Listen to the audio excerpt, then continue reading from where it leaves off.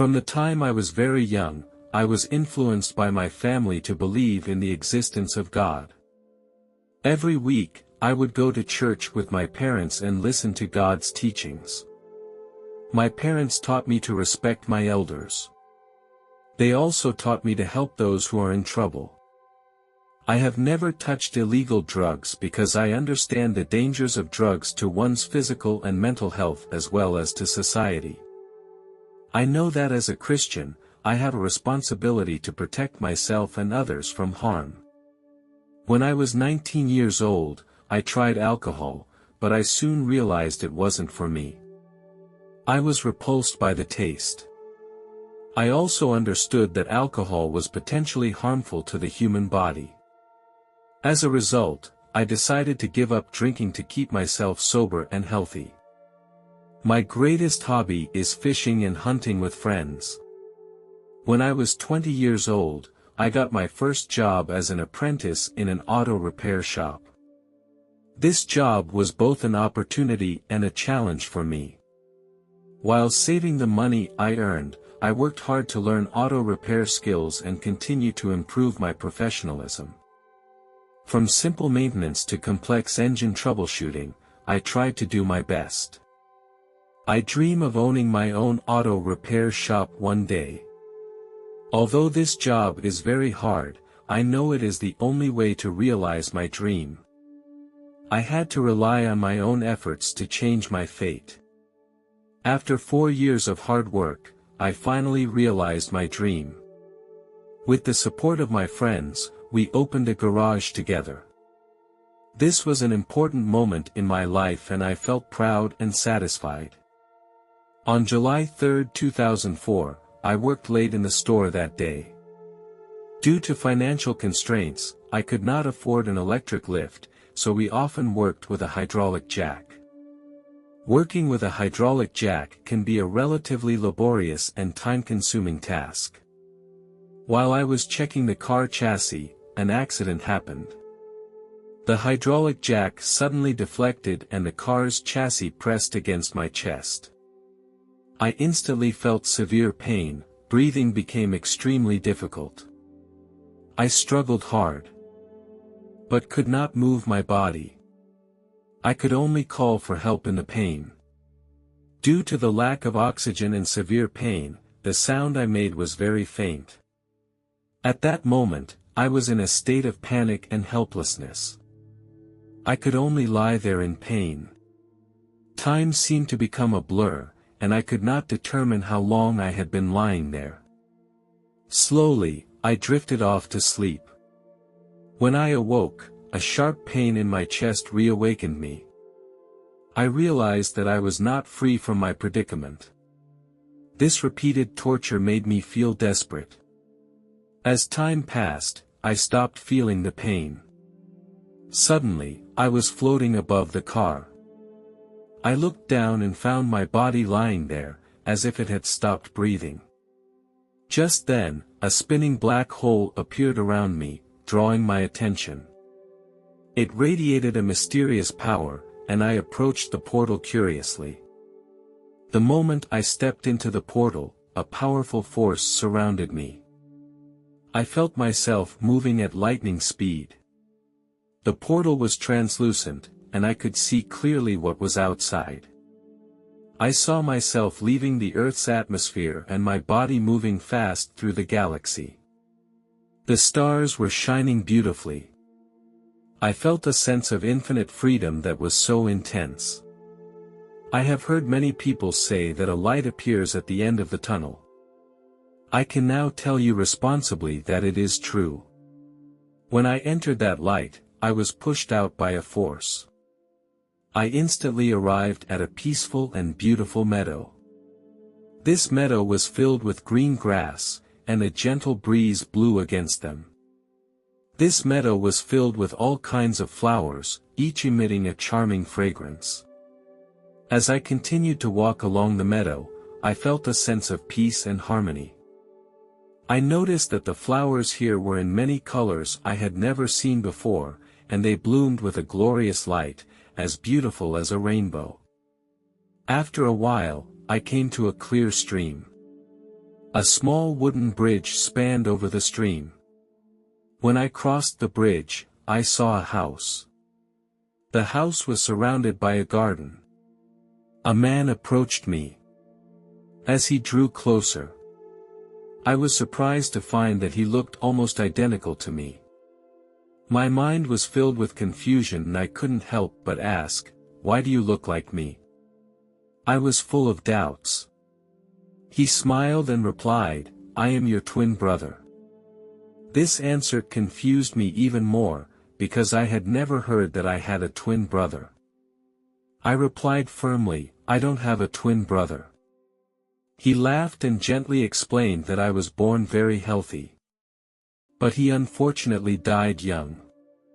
I was shocked to hear this news. He invited me to come with him to his home. I felt his warmth and sincerity, so I followed him into the house. When I entered the house, I found it very cozy. There were several beautiful landscape paintings hanging on the wall. The furniture was neatly arranged. I sat with him on the comfortable sofa. We continued to talk and share our experiences with each other. His voice was gentle and infectious, and every word was full of wisdom. He told me about his unique perspective on the world. Together we discussed the meaning of life. He gave me profound insights that helped me better understand and face the challenges in life. In his home, I gradually came to understand the true meaning of life. He invited me to go for a walk in the garden with him. After walking for some time, a building appeared in the distance. It emitted a dazzling light. It seemed to be suspended in the air and gave off a mysterious atmosphere. I asked what was inside that building. He smiled and replied, "That is where God often appears. This building is a sanctuary to connect with God. There, people can have spiritual dialogue and communication with God and seek wisdom and guidance." I was very surprised to hear this answer. Now God was actually so close to me. We moved toward the building, each step accompanied by an inner excitement. As we got closer, the building glowed brighter and brighter. It seemed to be constructed of pure white marble, and the entire building shone brightly in the sunlight. The shape of the building presented an elegant and stately design. It has streamlined curves and exquisite carvings. The main entrance of the building has two huge pillars with intricate and exquisite carvings in relief. The door is inlaid with precious stones. As we entered the doors of that building, my soul was baptized. At that very moment, an angel appeared before us. The angel was tall and majestic in size. Her wings seemed to be woven of pure light. Each feather shone with a silvery glow.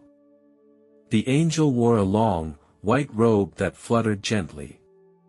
Her face is gentle and serene. Her presence emanated a divine aura, and the air around her seemed to become fresh and pure. The angel's voice was soft and warm. She told me that it was time to go back to my original life. To bring the knowledge I had learned back into the real world. Although I did not want to leave here, I understood that I had to go back now. With the guidance of the angels, I left the building.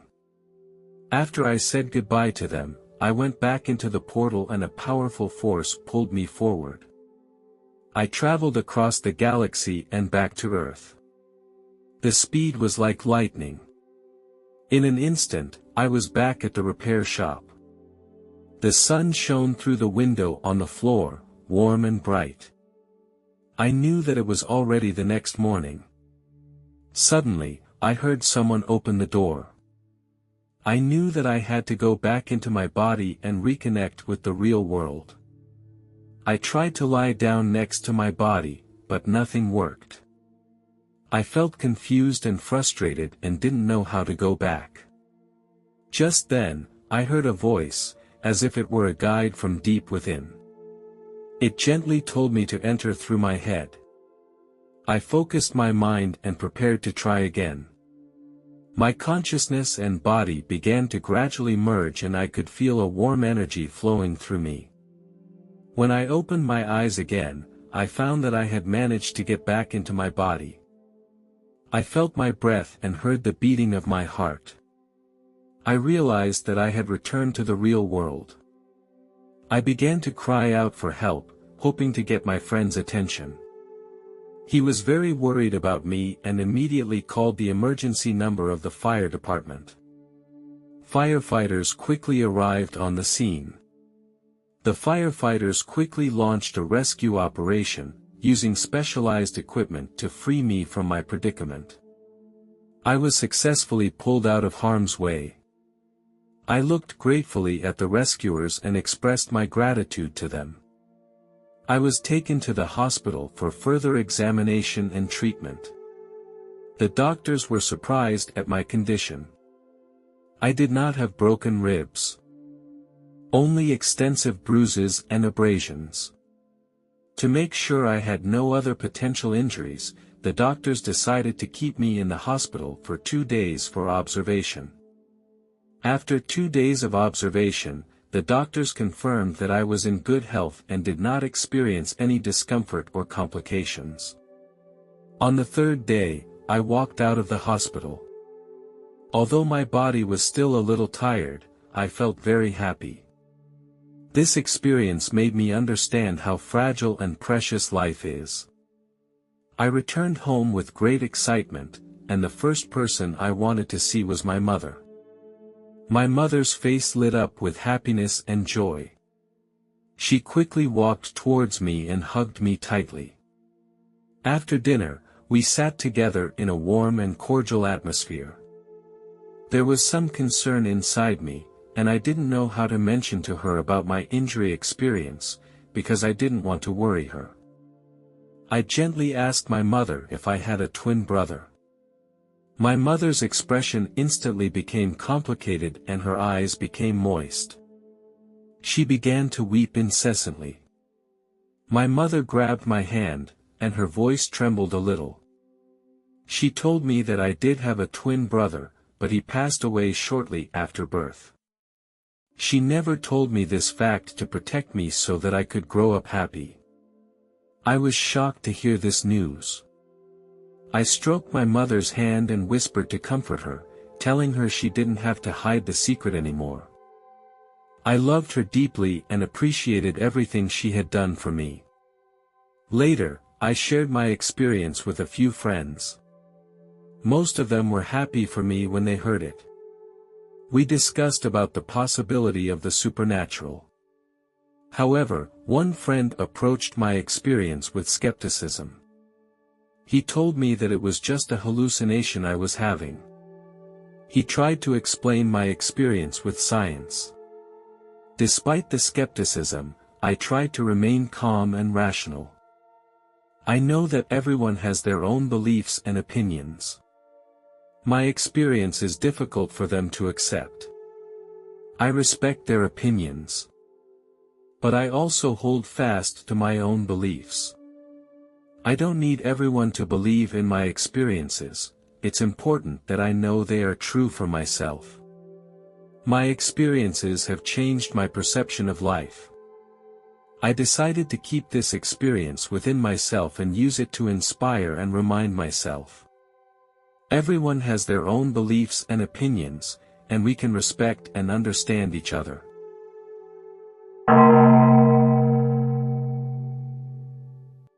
This experience happened when I was 25 years old. I received an invitation to a friend's wedding. This friend lived in another city, so I planned to stay with him for 3 days. I was looking forward to the wedding because I hadn't seen my friend in 6 months. However, the night after I arrived at my friend's house, I received an urgent phone call from my family. They told me that my grandfather had fallen at home and had been admitted to the hospital for treatment. Hearing this news, I felt very worried. I knew very well that my grandfather's health was very important to the whole family, so I decided to go home immediately. When my friend found out about my situation, he suggested that I return home the next morning. It was already too late and he thought it would be dangerous to drive the vehicle for a long time at night. Although my friend's advice was reasonable, I could not ignore the needs of my family. At around 2 a.m., I said goodbye to my friend and prepared to drive home. I was worried about my grandfather's health. I called my family on the drive and asked about my grandfather's current condition.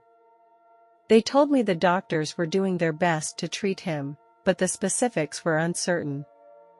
On my way home, there weren't many cars. There were no highways like there are now. I was driving along a narrow country road. Suddenly, I noticed a pickup truck coming from the opposite direction and with its high beams on. It was driving in my lane and I hastily swerved to the right to try to avoid it. The road was too narrow for me to completely avoid the vehicle. Unfortunately, I collided with the pickup truck. After the collision occurred, I lost control of my vehicle. After running off the road, it fell into a nearby field. It all happened so fast that I didn't have time to react any further. After the accident, I realized that I was very badly injured.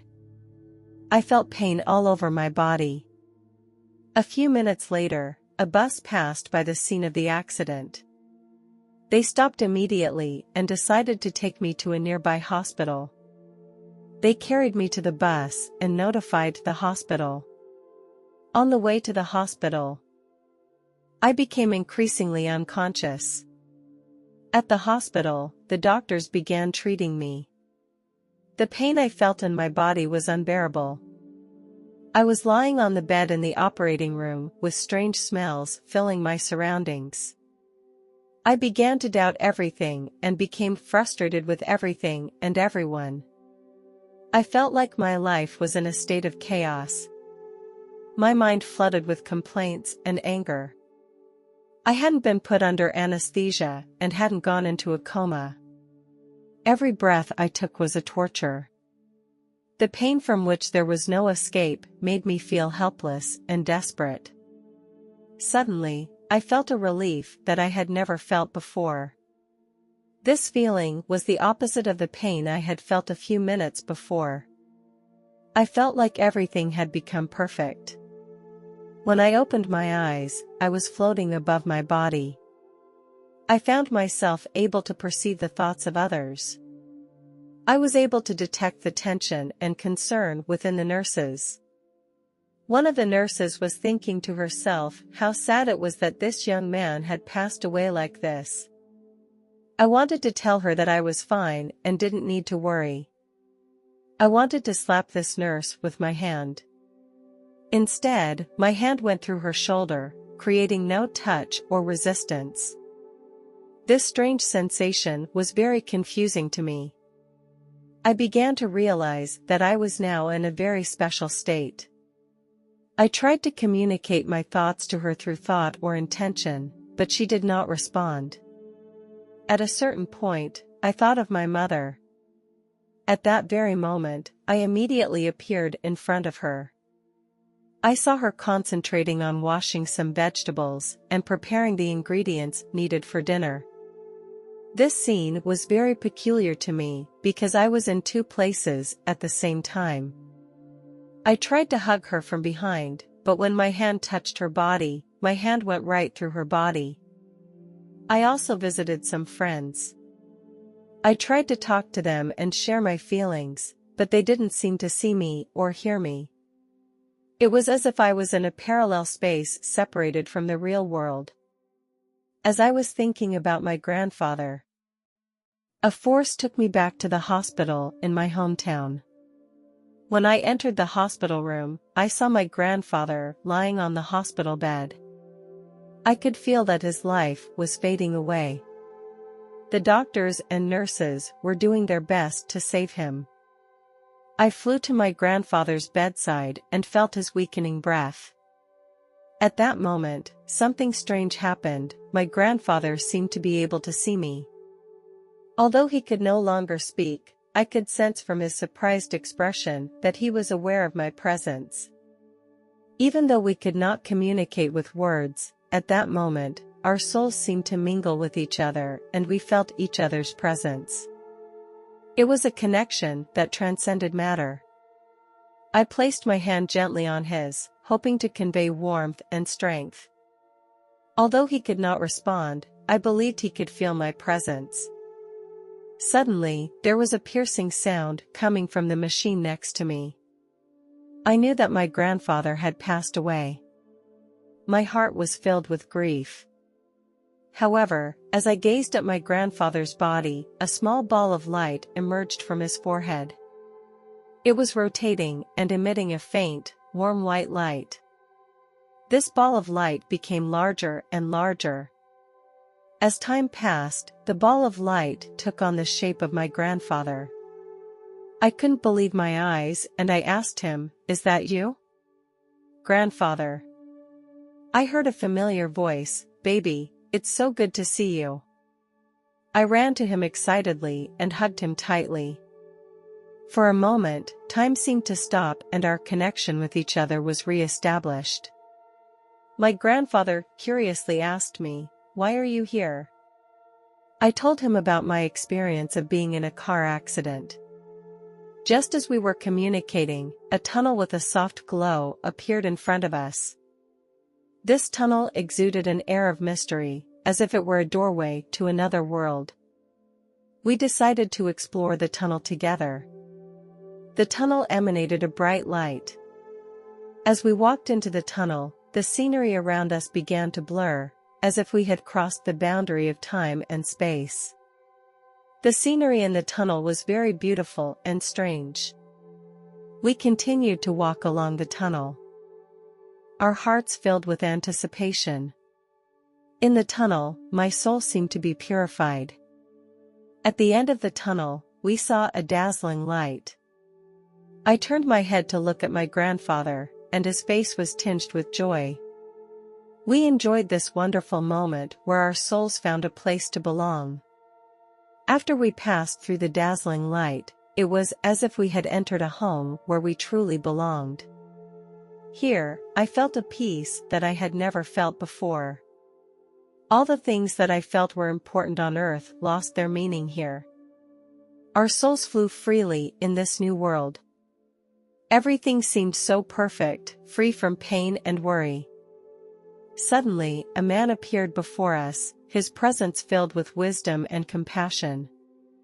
He reached out and tenderly held his grandfather's hand. I could feel the love flowing between them. In that moment, this man began to help grandfather review his life. From his childhood to adulthood, from his family to his career. Every experience was presented in a clear way. I could feel my grandfather's emotions, from laughter and joy to frustration and sadness. As the memories progressed, I also understood the growth and lessons that my grandfather experienced throughout his life. His life was full of meaning and value, and his love brought endless warmth to those around him. In his company, my grandfather's soul was purified. When the guide finally told me that I could not yet join my grandfather in heaven, my heart was filled with loss. I begged the guide to stay in this beautiful world with my grandfather. Grandfather tenderly placed his hand on my shoulder. His gaze was filled with compassion. He told me, "Dear child, your mother still needs you, and there are many lost people who need your help and guidance. When you return to Earth, you can use your experience to help those in need and give them warmth and courage."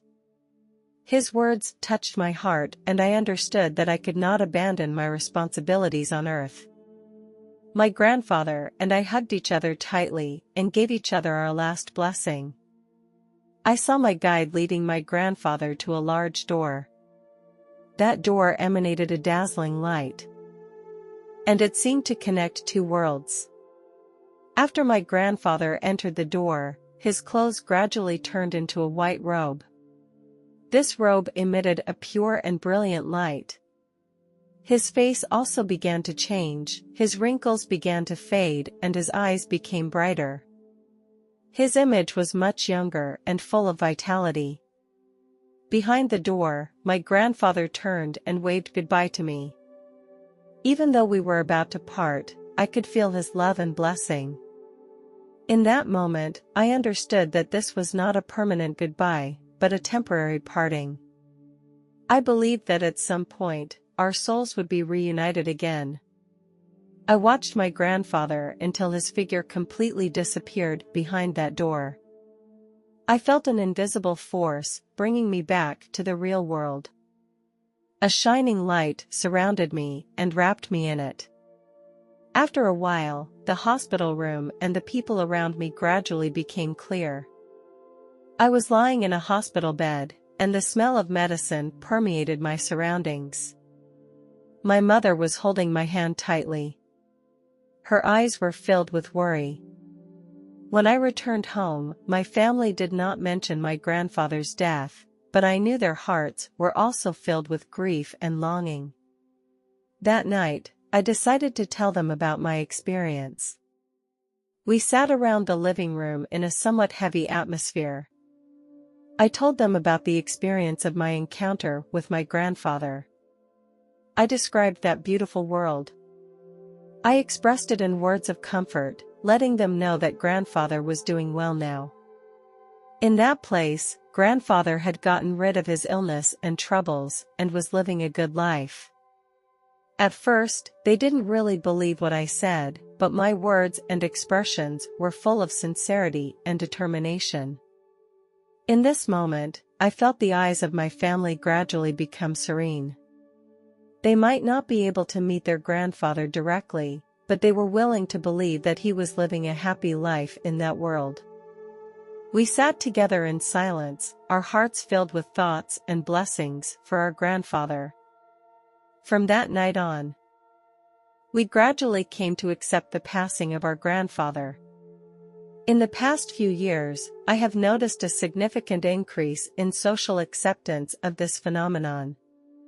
More and more people are willing to listen to my story, and they are showing more interest in my experience.